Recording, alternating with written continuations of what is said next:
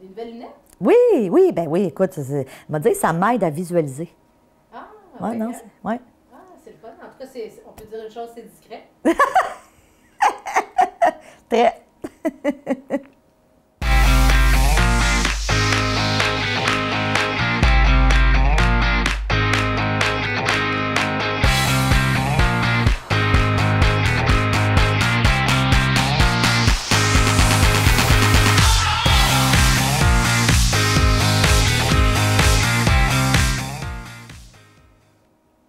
Bonjour et bienvenue à Mastef TV, votre télé inspirante. J'espère que vous allez super bien.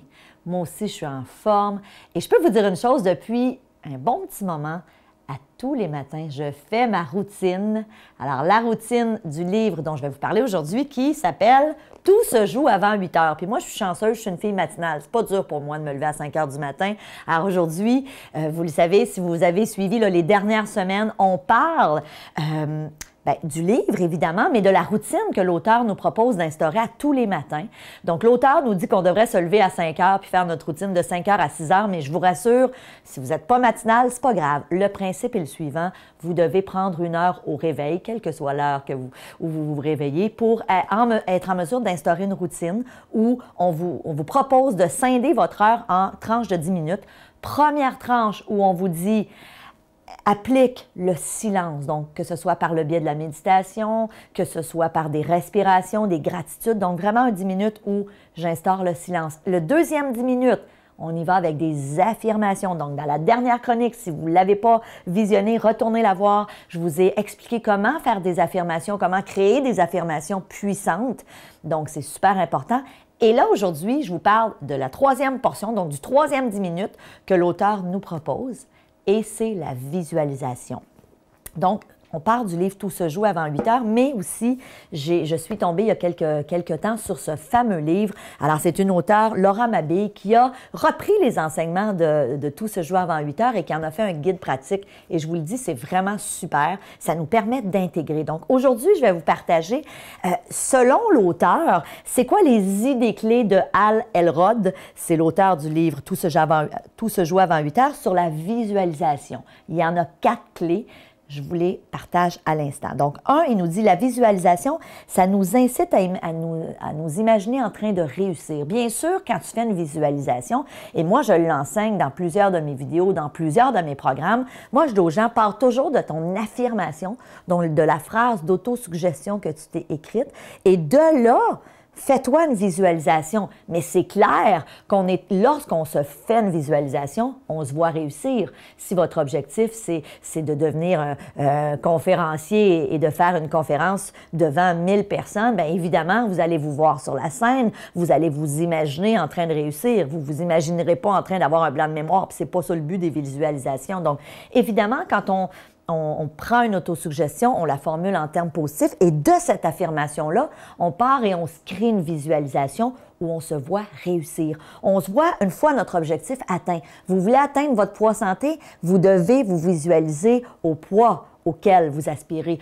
Vous voulez partir en affaires, vous voulez, je ne sais pas moi, vous acheter une BMW rouge, imaginez-vous comment vous allez être au volant de votre voiture ou comment vous allez être quand vous allez avoir parti votre entreprise. Donc, l'idée est toujours, quand on se fait une visualisation, de se voir en train de réussir. Et ça, c'est hyper positif. Deuxième idée clé de l'auteur, il nous dit, la visualisation, c'est un processus qui consiste à imaginer précisément ce qu'on veut accomplir, mais lui rajoute quelque chose d'intéressant, il dit « et on se répète mentalement ce qu'il faut faire pour y parvenir ». Et ça, je vais y revenir là-dessus dans quelques minutes. Mais lui, ce qu'il nous propose, c'est vraiment de se créer des scénarios de visualisation et d'y ajouter c'est quoi les étapes qui vont me permettre d'atteindre mon objectif. Donc, je me crée un scénario de visualisation et ensuite, je me vois. Donc, par exemple, si vous dites, moi, j'aimerais perdre du poids, bon, ben, qu'est-ce que je peux faire pour perdre du poids? Donc, vous allez peut-être décider d'aller dans une salle d'exercice, dans un gym. Vous allez peut-être décider d'aller faire de la course à pied. Donc, vous devez créer un scénario à partir de ces étapes-là qui vont vous permettre d'atteindre, par exemple, votre poids santé. Étape numéro 3, donc concept clé numéro 3 de de Hal Elrod. C'est dur à dire, ce nom-là.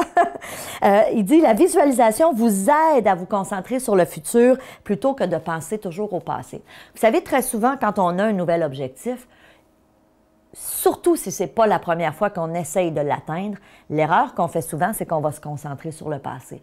Quand on commence à se décourager, on va commencer à se dire « Ah ben oui, tu vois, la dernière fois, je n'ai pas réussi. » Et là, le petit hamster dans notre tête part. « Ben, je n'ai pas réussi les 4 dernières fois, pourquoi je réussirais aujourd'hui? » Et l'idée avec la visualisation est vraiment de vous propulser dans le futur, de vous visualiser une fois le résultat atteint. Si ton objectif, c'est, je ne sais pas moi, de faire une compétition de fitness et de remporter un prix parce que tu t'es entraîné très fort et que tous tes muscles sont découpés, quand tu vas te visualiser, bien évidemment, tu vas te voir avec l'objectif atteint.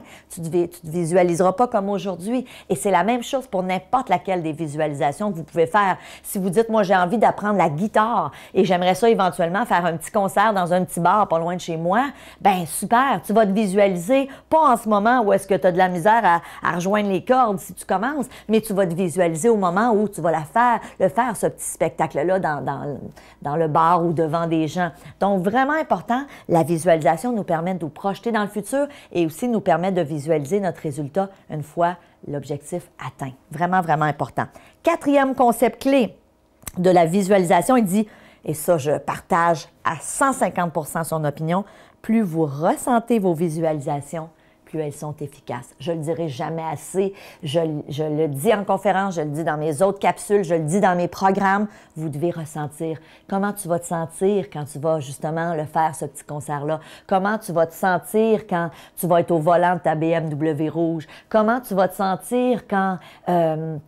je ne sais pas moi, tu vas franchir la ligne de ton demi-marathon, quel que soit votre objectif. Comment tu vas te sentir lorsque tu vas avoir rencontré enfin l'âme sœur? Comment tu vas te sentir lorsque je ne sais pas moi, tu vas faire ta première présentation devant un public? Donc, c'est vraiment, vraiment important.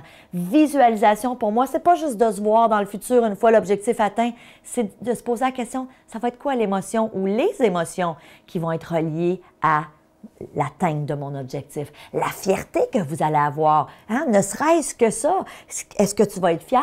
Est-ce que tu es capable de te visualiser avec, par exemple, les gens qui vont venir te voir et te dire « Wow, bravo, super beau concert, mon Dieu, tu joues de la guitare comme un grand guitariste. » Donc, tout ça, hein, ça devrait faire partie de vos visualisations. Donc, évidemment, dans la prochaine chronique pour mes membres premium, parce que je vous aime, parce que je vous dis merci de me faire confiance, je vous ai préparé une chronique, toujours selon les enseignements du Miracle Morning. Donc, dans cette chronique-là, on va voir vraiment 4 étapes pour créer des scénarios de visualisation. Je vais vous avouer que quand j'ai lu ça, moi, c'était la première fois que je voyais une approche comme ça au niveau de la visualisation. Et croyez-moi, ça fait des années que j'en fais de la visualisation, ça fait des années que je l'enseigne, mais c'est la première fois que je voyais une nouvelle façon de se créer des scénarios. Et c'est ça que je vais partager avec vous dans la prochaine chronique. Donc, les membres premium, allez tout de suite visualiser cette entrevue que j'ai faite pour vous, qui va vous aider justement à créer vos scénarios.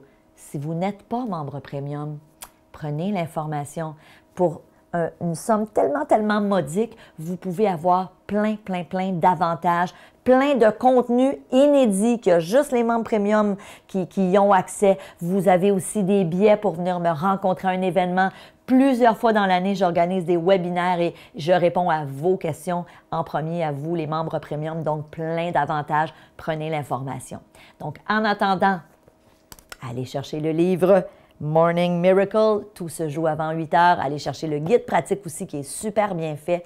Je vous dis merci d'être là. Et encore une fois, vous connaissez mon objectif, c'est de contaminer positivement 10 millions de personnes dans la francophonie. S'il vous plaît, aidez-moi à atteindre mon objectif.